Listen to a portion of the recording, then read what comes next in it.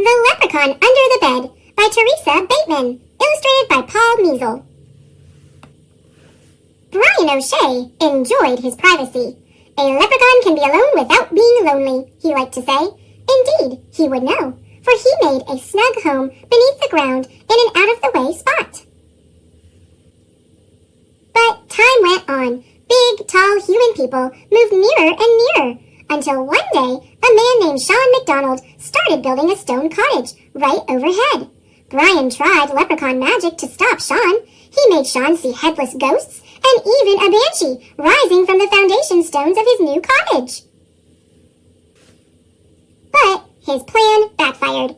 "It's just like my sainted mother always told me," Sean declared in delight. "The land of Ireland is full of magic and surprises."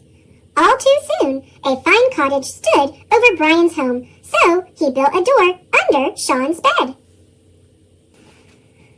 On moonlit nights, Brian would cobble outside. When it rained, he worked under Sean's bed, deliberately disturbing the man's sleep. Yet, he didn't wish to be discovered, so if Sean moved, Brian would whisper, "Now, don't you be frettin' your wee little head. It's only the cat under the bed."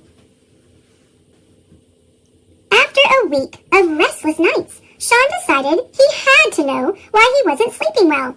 He went to bed, as usual, but though his eyes were closed, his ears were open. At midnight, the tapping began, and Sean sat bolt upright.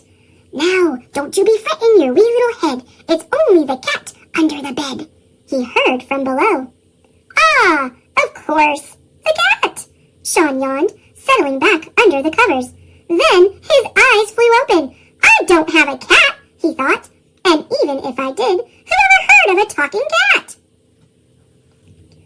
So, what was under the bed? The answer popped into his head. Sean smiled.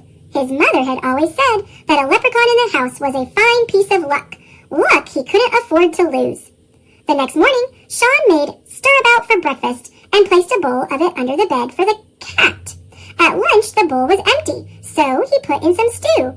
From that day on, every time he filled his own plate, he added a bit to the bowl under the bed. Sean was a hard-working man, but his small farm produced barely enough. Times grew hard, and times grew harder, until there came a day when Sean went to bed with both his stomach and the bowl empty. The next morning, a gold coin gleamed in the middle of the kitchen table. "What a blessing it is to have a cat in the house," he remarked aloud before hurrying out to buy good food. They lived well for weeks on that coin, but soon the cupboard was bare again, and another gold coin appeared. "Consider this a loan," Sean said, "until times are better. Thank you, cat." But when Sean went to buy his oatmeal and potatoes, there was more than one eyebrow raised in the village.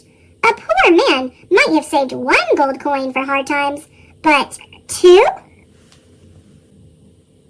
Gossip ran like water through fingers, and as it spread, it grew. Sean McDonald must have a whole chest of gold coins hidden in his cottage. What many tongues say, be it true or not, many ears hear. 2 robbers caught wind of the tale and decided that no one deserved Sean's gossiped gold more than they did. One crisp, dry morning, they hid outside, waiting for Sean to leave. Then they slipped into his cottage, tossed the cupboards, and pried stones out of the fireplace. Such a clatter made Brian poke his head up from under the bed. He was shocked at what he saw, but what happened next was worse. The cottage door swung open as Sean returned for a forgotten tool. In no more time than it takes to tell, the robbers tied the poor man to a chair. "Tell us where you've hidden the gold," they bellowed. Fearing for Sean's safety, Brian banged his hammer against the floor to catch the robbers' attention. "Hey now, what's that?" one of the men asked. Fearing for Brian's safety, Sean spoke quickly. "Now, don't you be frettin' your wee little head. It's only the cat under the bed." "Cat?" the man replied. "Well, the bed's the only place we haven't looked." As Sean worried, Brian grinned. Both robbers stuck their heads under the bed, and there they saw exactly what Brian had told them. A cat. But this was a wild cat. Eyes like lightning and claws like knives. The cat smiled at the robbers, then licked its lips as if it found the sight of them tasty.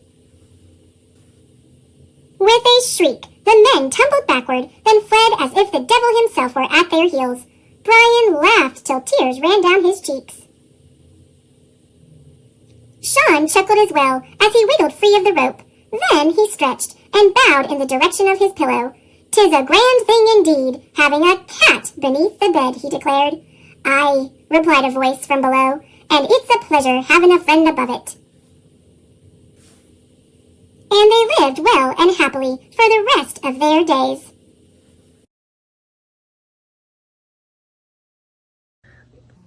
Thanks for watching. Click subscribe